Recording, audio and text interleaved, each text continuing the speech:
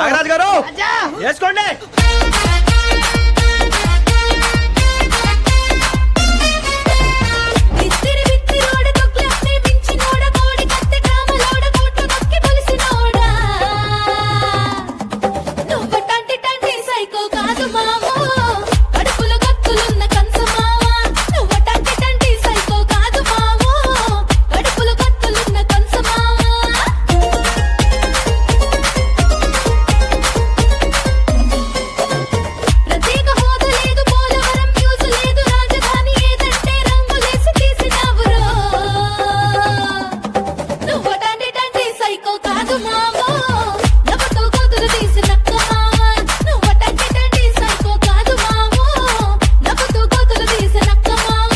పూర్తిగా మద్యాన్ని నిషేధిస్తాం.